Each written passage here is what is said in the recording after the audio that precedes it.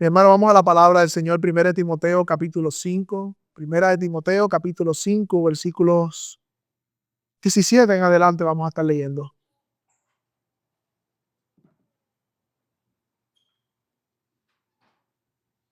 Primera de Timoteo capítulo 5, versículos 17 al 24. Ya parte de estos textos se expusieron el domingo pasado, pero vamos entonces a leerlo porque es una sección completa.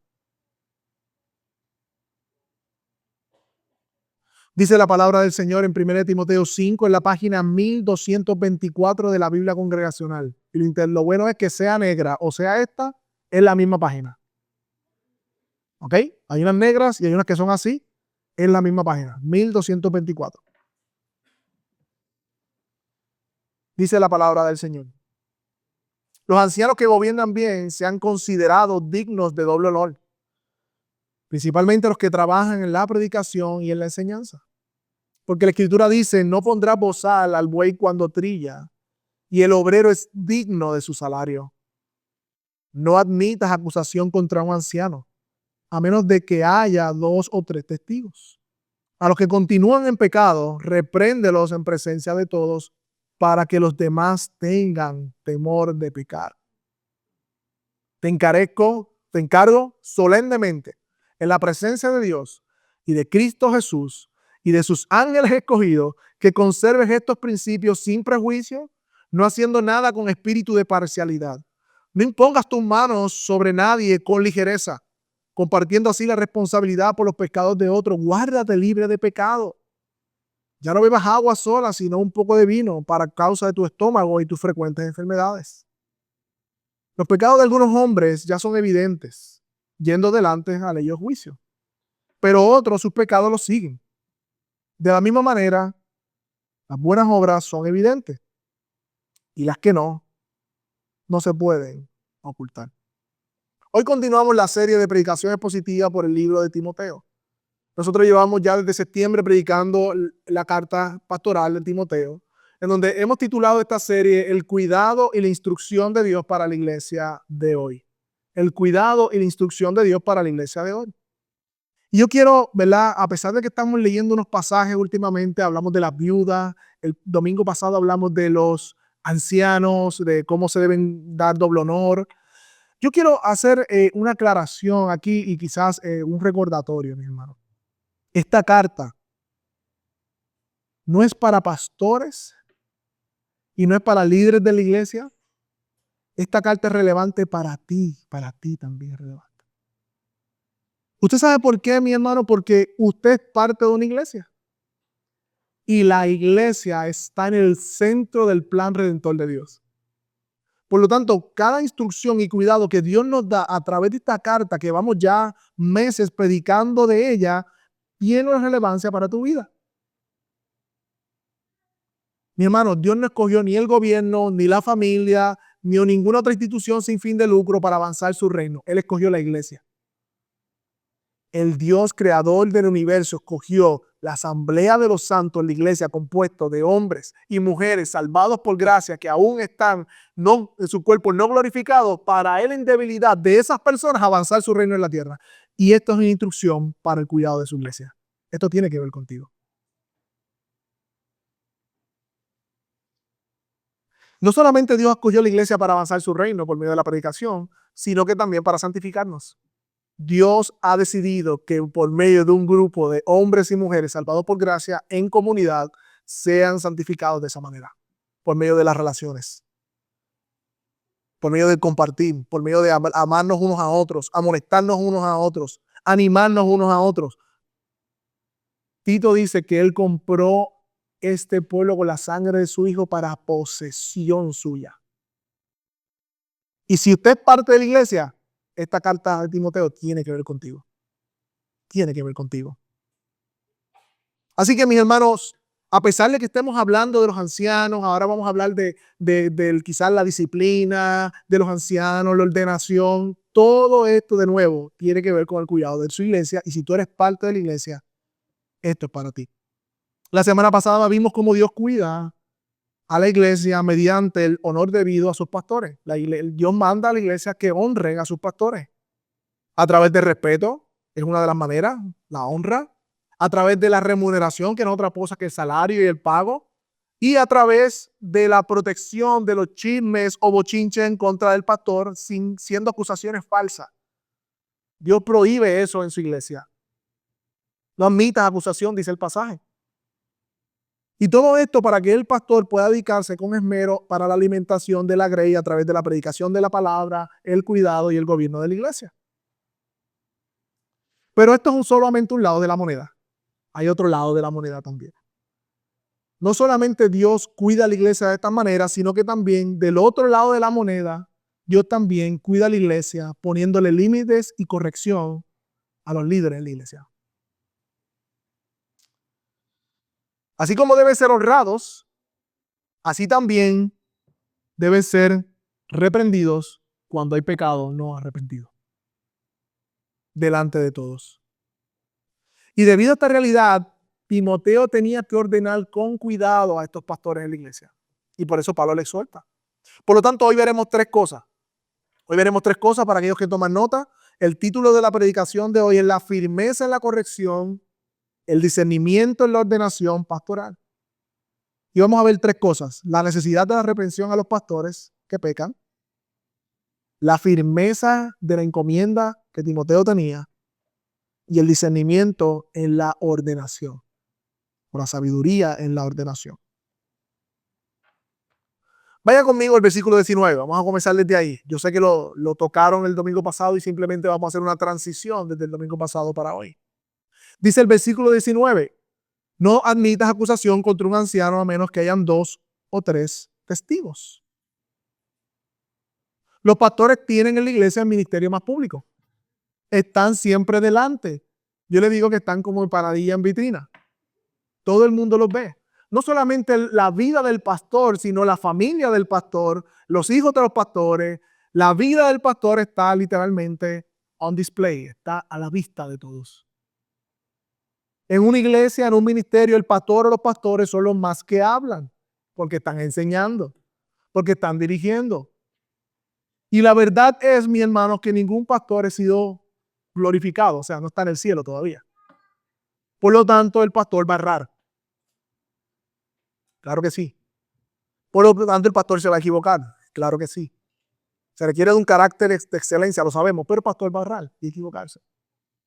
Pero muchas veces, no solamente por errores o equivocaciones, la gente puede murmurar acerca del pastor, sino porque el pastor tiene una opinión distinta, ni siquiera pecaminosa, sobre un aspecto teológico. O solamente porque el pastor tiene una dirección distinta a un aspecto de cómo debe hacerse algo en la iglesia. Eso da rienda suelta a que la iglesia pueda levantarse falsas acusaciones.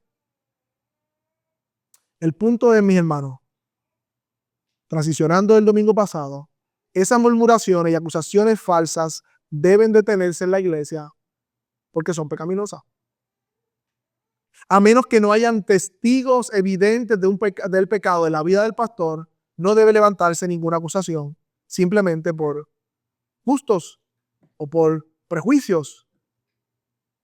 Porque Satanás es sabio. Sabiduría mala, claro. Él sabe que si ataca al pastor, dispersa las ovejas. Él sabe que si el ministerio de la predicación y del pastor se le quita la credibilidad, se acabó el ministerio. Por lo tanto, mis hermanos, por eso Dios amonesta a través de su palabra que debe protegerse, cuidarse de falsas acusaciones. Dios toma bien seria esta protección y cuidado a los pastores. Ahora bien, la otra parte de la moneda es la que vamos hoy.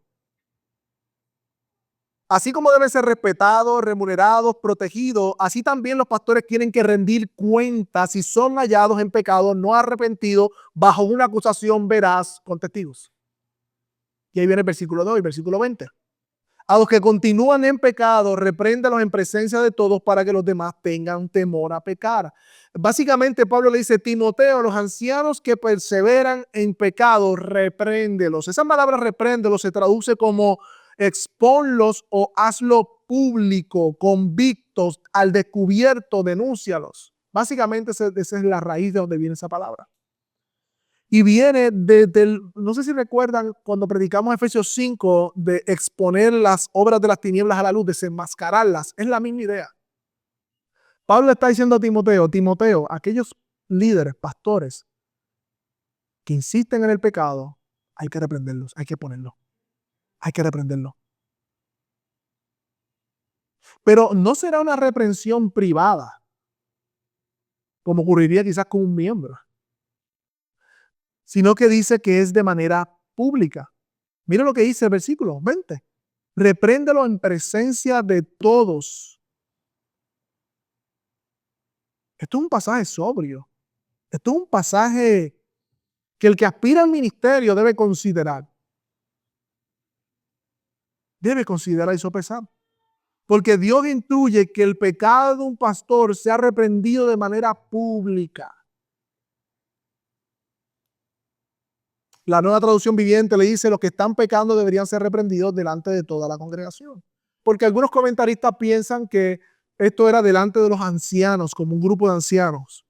Pero recuerden que esta carta también fue leída a la iglesia. Por lo tanto, la consideración también es que no solamente a un grupo de ancianos en privado que se reprende ese pastor delante de todos, sino delante de la congregación. ¿Usted sabe por qué? Porque la ordenación también es pública.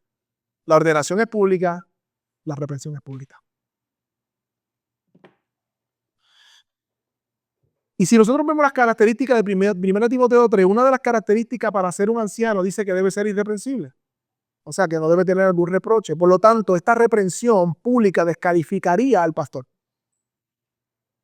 Esto es sobrio, mis hermanos.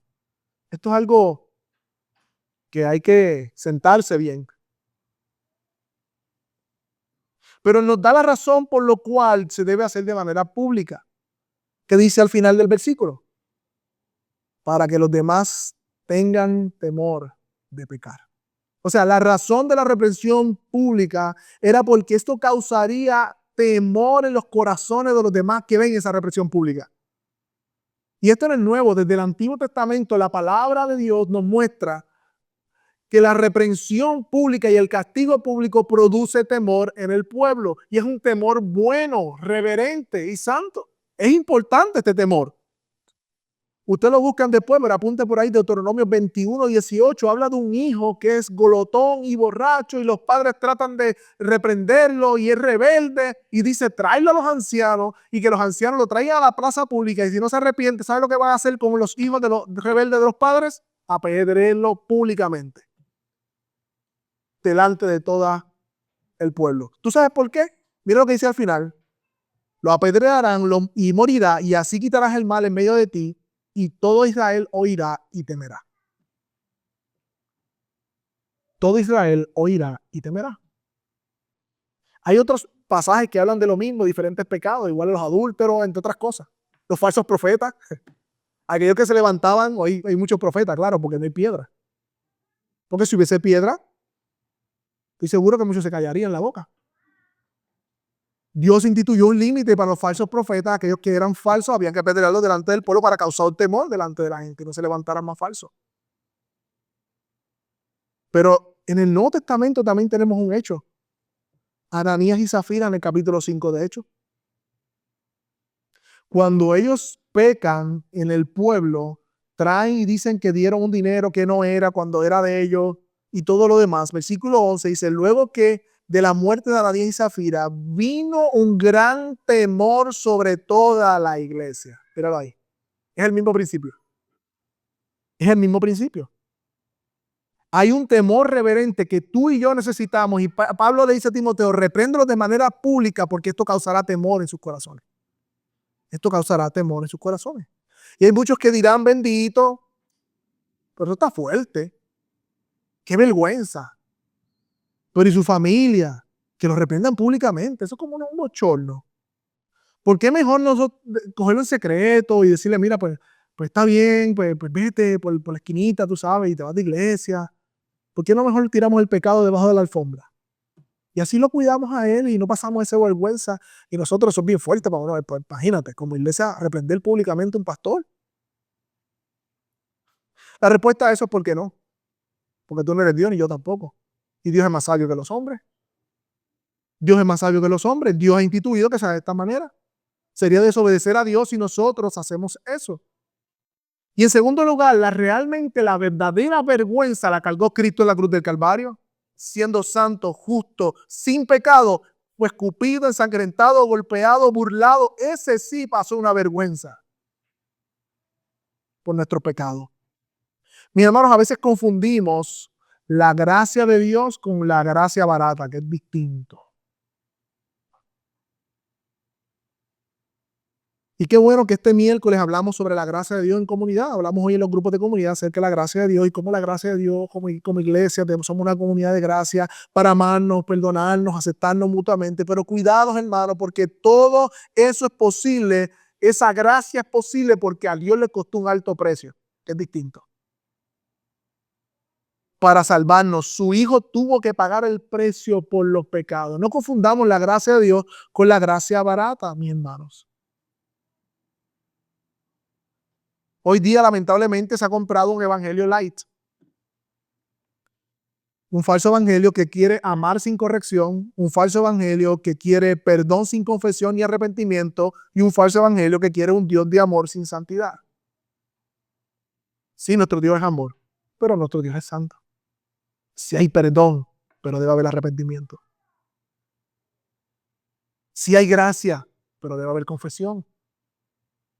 Si quitamos una de las dos, distorsionamos el evangelio.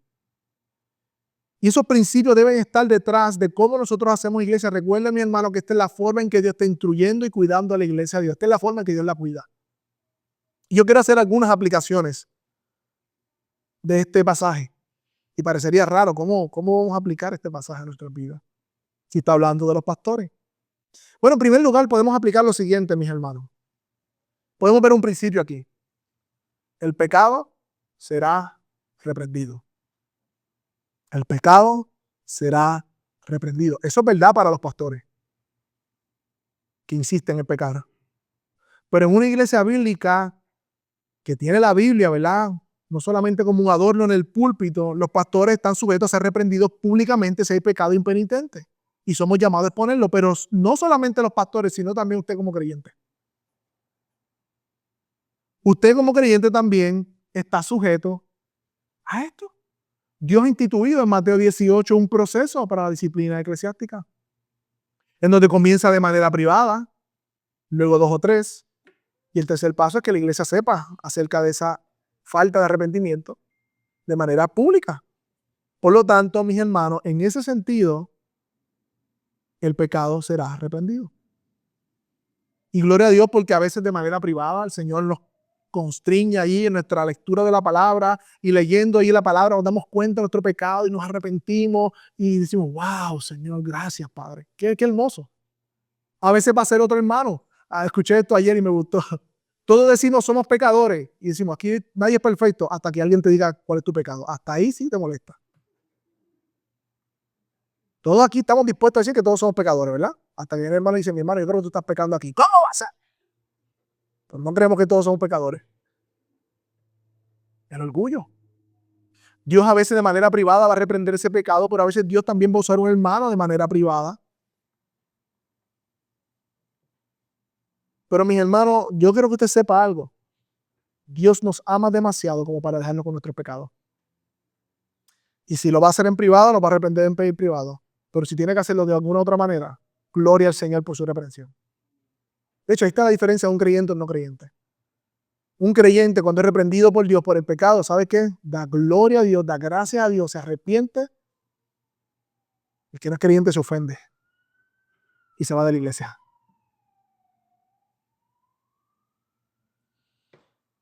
Otra aplicación que vemos aquí es que a mayor exposición o responsabilidad en la iglesia, mayor es el grado de la reprensión. De hecho, Santiago dice 3:1, hermanos, no se hagan muchos maestros de ustedes, porque sabiendo que van a recibir mayor condenación. Es el mismo principio. A mayor exposición, mayor liderazgo, mayor influencia quizás en la iglesia como líderes, como pastores o diáconos, mayor es el tratamiento que se aplica para el pecado. Hay una relación.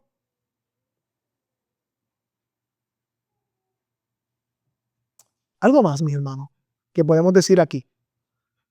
Cuando un hermano es reprendido, o cuando un hermano cae y es reprendido en disciplina, puesto en disciplina, no es decir, wow, mira para allá ese tipo, o ese pastor, qué increíble, y eso que era pastor, y eso que era reformado, y eso que, mira para allá cómo cayó, cómo llegó hasta ahí. No, no es eso lo que debe producir orgullo en nuestros corazones, debe producir temor.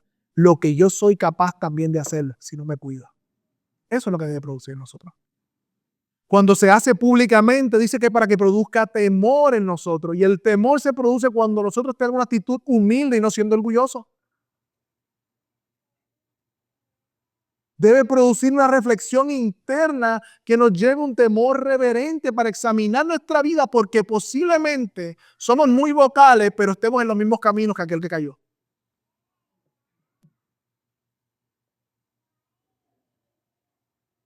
Mi hermano, el pecado no va a respetar si eres reformado o no, si eres pactual o no, si eres cesacionista. Eso no, el pecado no respeta nada de eso.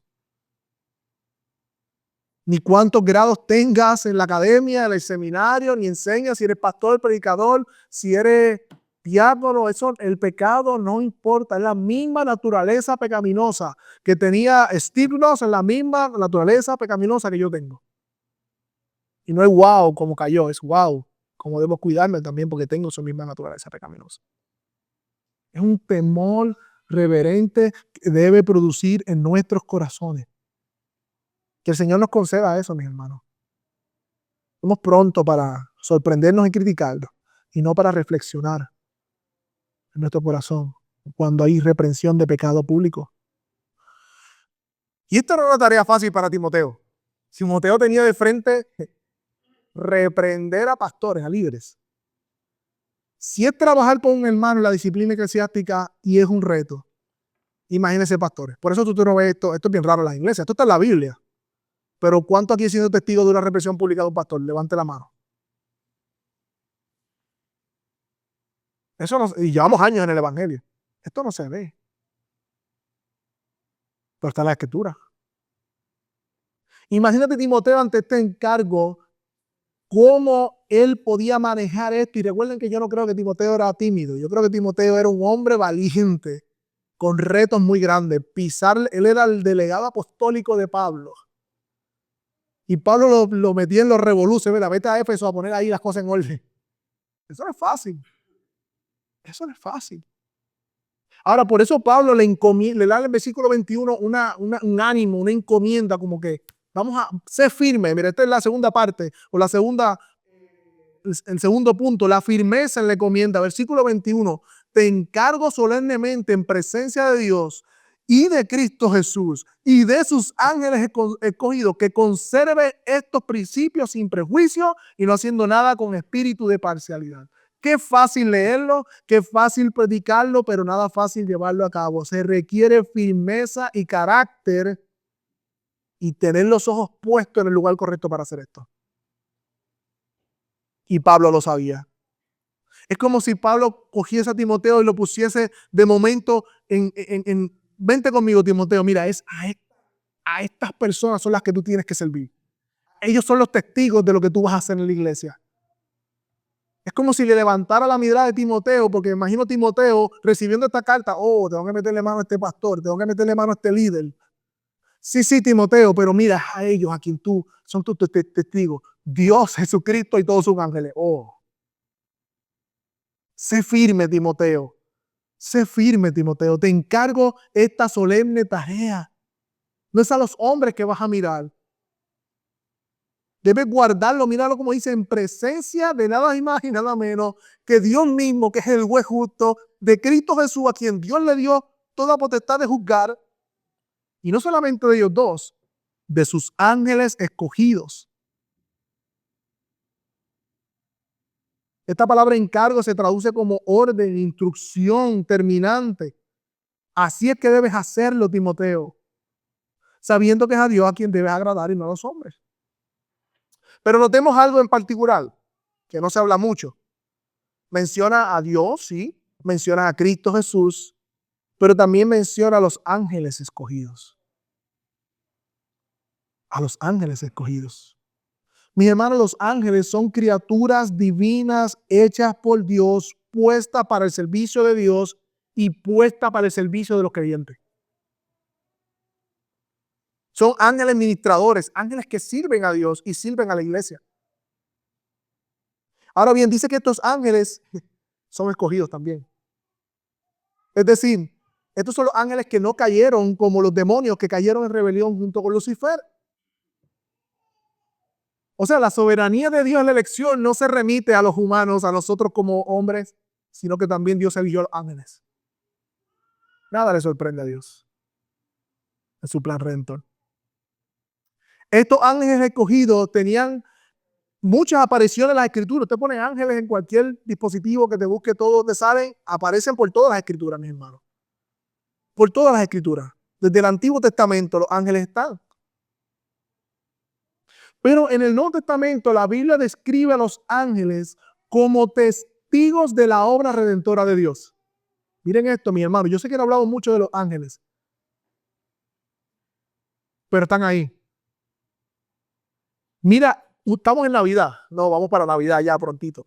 Usted sabe qué sucede cuando el Señor se revela a los pastores. Salen una millada de ángeles cantando, diciendo: gloria a Dios en las alturas, alabado sea Dios, diciendo, en la tierra paz para los hombres en quien Él se complace. O sea, los ángeles están de testigo de la obra de Dios redentora. Cuando Jesús venía como hombre, ahí están los ángeles alabando al Señor.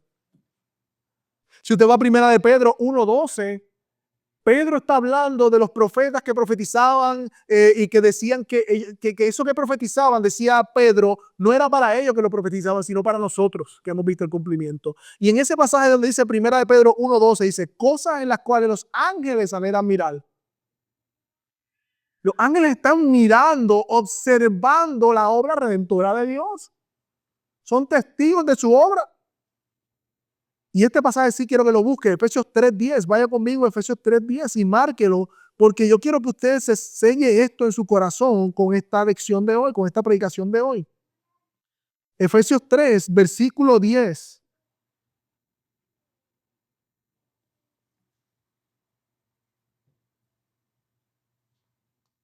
Vamos desde el 7, dice: este es el evangelio que yo fui hecho ministro conforme a don de la gracia de Dios que me fue concedido según su eficacia de su poder. Versículo 8.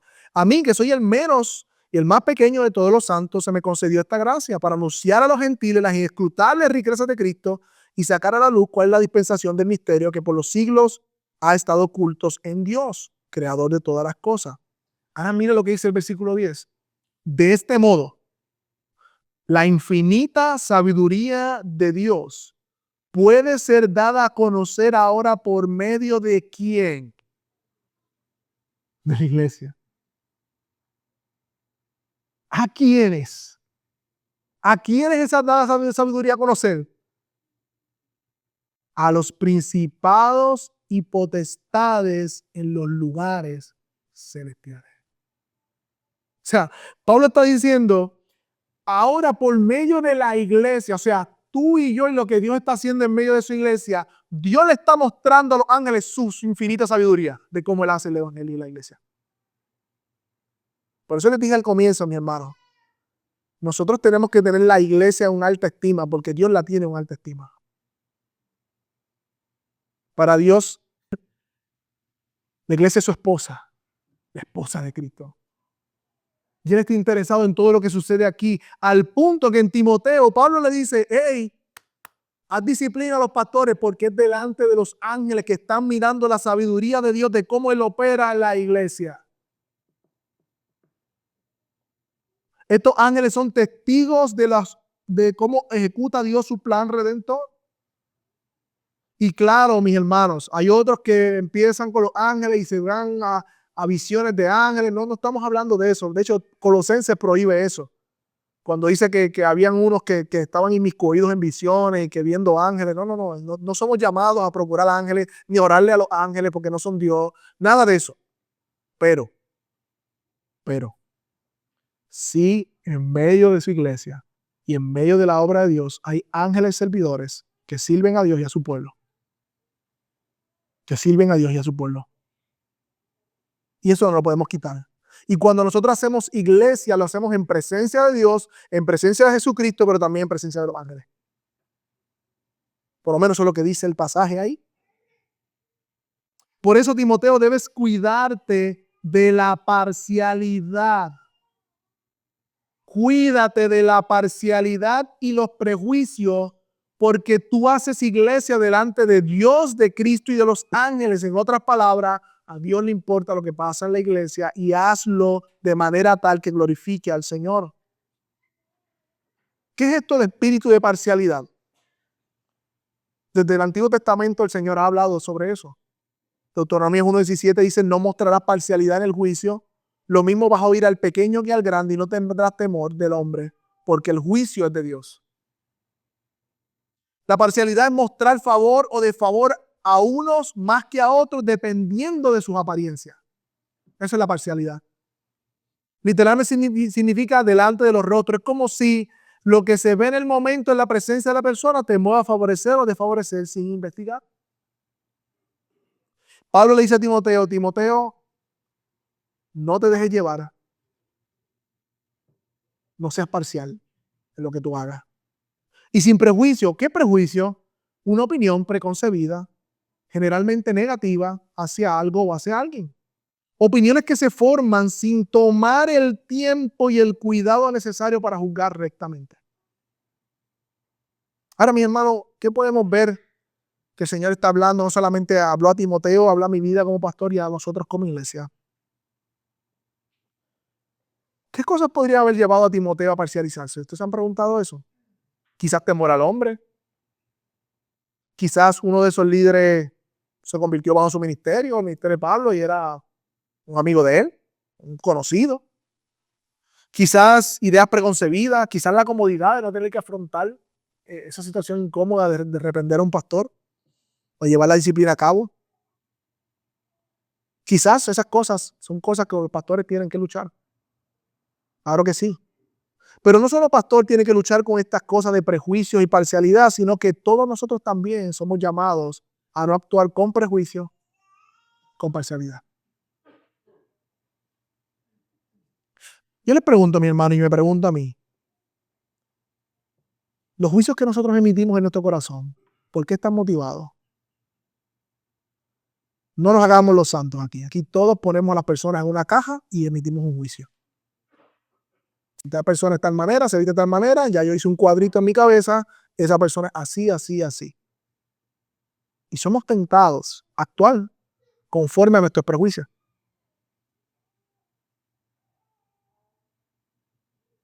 O quizás un grupo de hermanos no es como yo, no me llevo tan bien, porque quizás no tenemos tanta afinidad y soy más pronto a juzgarlo que a los micorillos. Allá veo pecado, por acá no veo pecado. Somos como ciegos. Y más si se trata de nosotros, nuestra familia. Somos prontos a juzgar los hijos de otros y nuestros hijos. No, esos son santos. Tendemos, mis hermanos, por nuestro pecado a ser parciales y a tener prejuicios. Y la palabra nos llama a desechar eso. El pastor primariamente, pero nosotros también. Nosotros también. Otra aplicación, mis hermanos, que podemos hacer es que estamos delante de Dios, de los ángeles y de Cristo haciendo iglesia. ¿Qué quiere decir eso, mis hermanos? Que con mi responsabilidad primaria como pastor no es hacer la iglesia cómoda para la gente o la cultura, sino fiel al Señor. Quizás la cultura no le gusta esto de la reprensión pública, pero a nosotros como iglesia, ¿y qué dice la palabra del Señor? Esa es nuestra regla de fe. Quizás la cultura te dice: ay, no te metas ahí, porque entonces pues se va a ofender y el hermanito. No, ¿qué dice la palabra? Si alguno de ustedes ve a alguien caer, tú con espíritu de mansedumbre, ve, repréndale, considerando que vinimos, pero haz el trabajo. La cultura nos invita a tener vidas privadas, a que nadie se meta en nuestra vida, que esta es mi vida. Pero el evangelio nos invita al opuesto. Nosotros no hacemos iglesias como la cultura o el mundo pecaminoso nos dicte, sino como la palabra del Señor nos dicta. Es más fácil, claro que sí, esconder el pecado de los líderes de la iglesia y no pasar por la vergüenza de tener que venir públicamente delante de otras iglesias, otros hermanos, otros familiares. Esto pasó, sí. Qué dolor. Eso es fácil. Difícil, que es como dice la Escritura, es hacer un proceso bíblico de disciplina eclesiástica a un pastor o a algún hermano. Pero es lo que el Señor nos manda a hacer, con todas las implicaciones del Evangelio y la gracia del Señor, sin abusar. Sabemos todo eso, pero es que lo que nos manda a hacer la palabra de Dios. Así que Pablo le dice a Timoteo: te encargo esta tarea solemne, te exhorto a que la tomes el tiempo adecuado para examinar a los aspirantes pastores, para que no tengas que llegar a esto. Y este es el último encabezado: el discernimiento y la sabiduría y la ordenación. Versículo 22. No impongas las manos sobre nadie con ligereza, compartiendo así la responsabilidad por los pecados de otros. Guárdate libre de pecado. Oh, mis hermanos, si tan solo este texto se tomara bien en serio, ¿cuánto daño a la iglesia de Cristo se hubiese evitado? ¿Cuánto daño a la iglesia de Cristo se ha evitado? Se hubiese evitado. ¿Cuánto? Los otros días había un caso en el Telemundo y se barrió con el cristianismo. Sabemos que no nos representa, sabemos que es una falsa doctrina, sabemos que son falsos pastores, lo sabemos, pero nos representan. Y ahí estaba un caso de un pastor pidiéndole dinero a los feligreses, debiéndole dinero, diciéndole que él es profeta y que por medio de él entonces se va a cumplir los designios de Dios para su vida, porque él es el padre espiritual. Si hubiese habido una iglesia que cogiera el 1 Timoteo y hubiese ordenado a ese pastor según eso, no hubiese cualificado, no estuviese ahí, pero estaba ahí porque no se hizo eso. Pero no podemos ir tan lejos. Muchos de nosotros hemos experimentado eso también. Y como iglesia somos llamados nuevamente a mirar la palabra y a aplicar lo que la palabra de Dios dice. Esto de imponer las manos significa o se refiere cuando un pastor o un grupo de pastores se identifica con un candidato a ser pastor y por medio de la imposición de manos da testimonio público de que Dios lo ha llamado y le da su aprobación al ministerio en ese momento. Eso es un proceso de ordenación. Entonces imponer las manos. Y Pablo le dice a Timoteo: no te apresures a hacer eso. No te apresures. No lo cojas cógelo con calma, no tengas prisa en ese punto. No lo hagas con ligereza, no seas superficial. De hecho, en 1 Timoteo 3 vimos que los pastores, deben ser igualmente sometidos a prueba, igual que a los diáconos, antes de que ejerzan el ministerio. Por lo tanto, la iglesia debe dar un tiempo considerable en donde esas características de 1 Timoteo del 1 al 7, la iglesia pueda verlas en operación junto al pastor antes de poner las manos para el ministerio. Hacerlo de esa manera no es hacerlo con ligereza. Hacerlo de esa manera no es hacerlo con ligereza. Pero no dar el tiempo suficiente ni la investigación suficiente antes de llamar a un pastor al ministerio, a la iglesia, eso es hacerlo con ligereza. Porque mira cómo dice: aquel que ordena comparte la responsabilidad de los pecados del que es ordenado. No solamente, pues lo hice con ligereza, no, es que al yo imponer mis manos sobre alguien y dar el aval, estoy compartiendo mi aval y por lo tanto los pecados que él cometa por no estar preparado. Si lo hago con ligereza, voy a explicar eso que significa ahora de nuevo. O sea, si luego de un proceso nosotros nos aseguramos de que la vida de este hombre, la esposa, los hijos, los amigos, compañeros, dan testimonio, fueron entrevistados, está preparado, no es un neófito, tiene las características de 1 Timoteo 1 al 7, la iglesia lo ha visto, puede dar testimonio, enseña, tiene un buen don de enseñanza, hace todo eso, nosotros como pastores o el pastor impone las manos, lo está haciendo de manera correcta. Si luego esa persona cae, no, yo no me hago responsable de esos pecados, porque yo hice el proceso con ligereza, no lo hice con ligereza. Si lo hago con ligereza, sí soy responsable de esos pecados. No estamos diciendo que una persona cualificada en un momento particular nunca va a caer más en el futuro, pero por lo menos se asegura el pastor de que esté cualificado en el momento que está siendo llamado. Y hay que hacerlo con detenimiento. Por eso Pablo le dice a Timoteo, guárdate de pecado. Guárdate, sé libre del pecado. En la Reina Valera lo traduce, consérvate puro. Y la realidad es que la exhortación que Pablo le da ahora en el próximo versículo, que es el versículo 23, parece una interrupción, ¿no? Cuando le da el consejo que no solamente beba agua, sino que también beba vino por sus frecuentes enfermedades. Parece que se sale del tema. Y la realidad es que es difícil interpretar por qué Pablo dice eso ahí. Pero muchos están de acuerdo que como Pablo le dice a Timoteo, consérvate puro, le está diciendo, hey, pero no me refiero a que porque una abstinencia total del licor, del vino, porque en tu caso tú necesitas un poco de vino. ¿Entiendes el punto? Le dice, consérvate puro, líbrate de pecado. Y quizás Timoteo podía pensar, bueno, pues, como estoy haciendo ahora, no voy a beber más agua para librarme de pecado. No, Timoteo, tú tienes unas enfermedades, tú puedes beber un poco de vino. No es abstinencia total en el tema del vino. Así que esa es la interpretación que más todos le dan. Es bien complicado, no sé, Pablo está pensando y escribiendo, pero inspirado por el Espíritu puso eso allí, pensando en la salud física de Timoteo en medio de una exhortación de la ordenación. Ahora bien, versículo 24, Pablo sigue hablando. Los pecados de algunos hombres ya son evidentes, yendo delante de ellos a juicio, pero otros, sus pecados los siguen. De la misma manera, las buenas obras son evidentes y las que no lo son no se pueden ocultar. En otras palabras, Timoteo, hay algunos hombres que ya es evidente que no están cualificados para el ministerio. Eso es lo que está diciendo. Por eso él dice, ya hay unas obras malas ahí, ¿no? Unos pecados que son evidentes y ya esos pecados sabemos que esas personas no cualifican para el ministerio pastoral. Así que tú tranquilo con eso, eso es lo easy.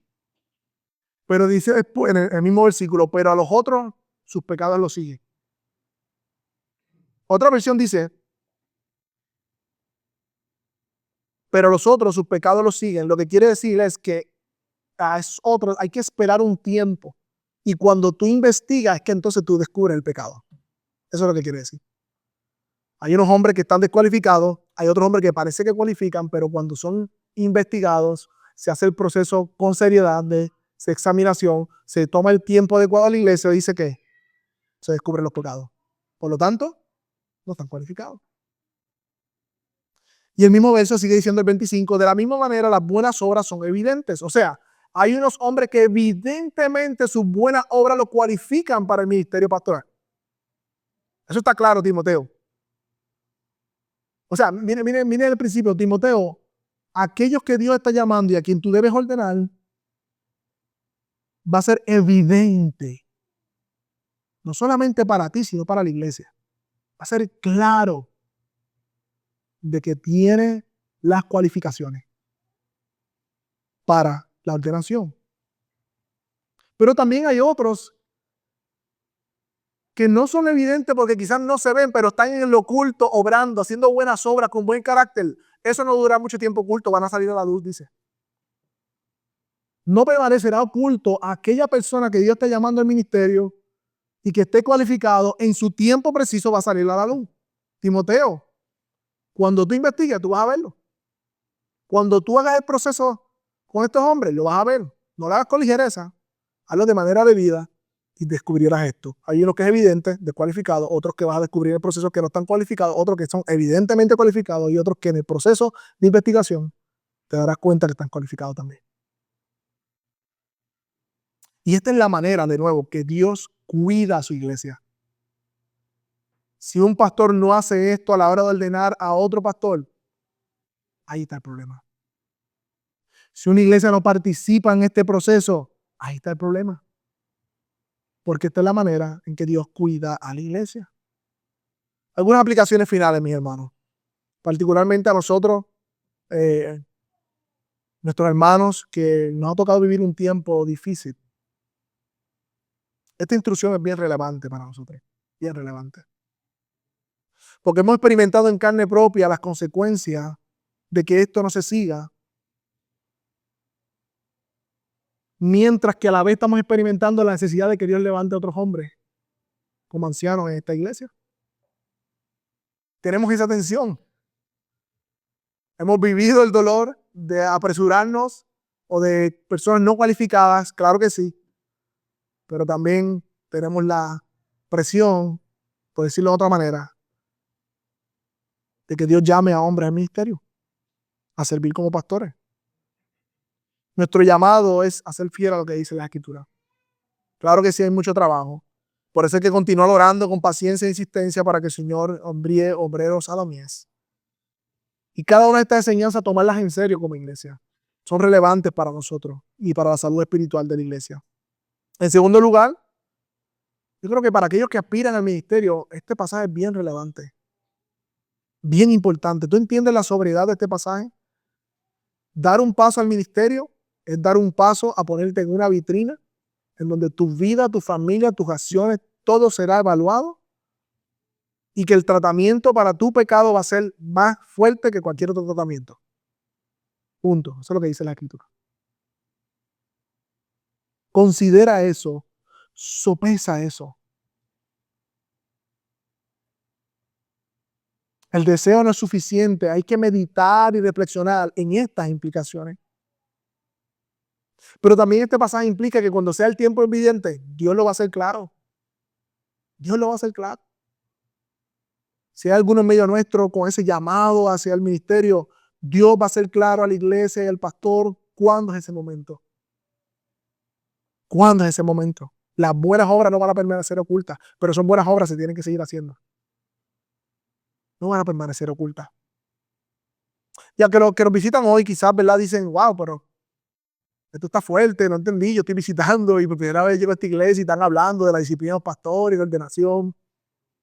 Yo sé que quizás has escuchado, porque los pastores sufrimos como los políticos. Todos son unos corruptos y así nos meten a los pastores. Todos son unos falsos. Así como hablamos de los políticos, así hablamos de los pastores por ahí.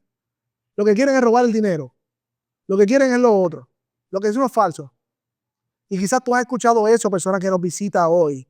Yo te digo algo, cada uno de nosotros va a dar cuenta a Dios. No es cierto que todos los pastores son iguales. No es cierto que todos los pastores están detrás del dinero. Lamentablemente hace mucho ruido aquellos que sí están haciendo eso. Y pareciera que todos los demás están haciendo eso. Pero eso no es cierto.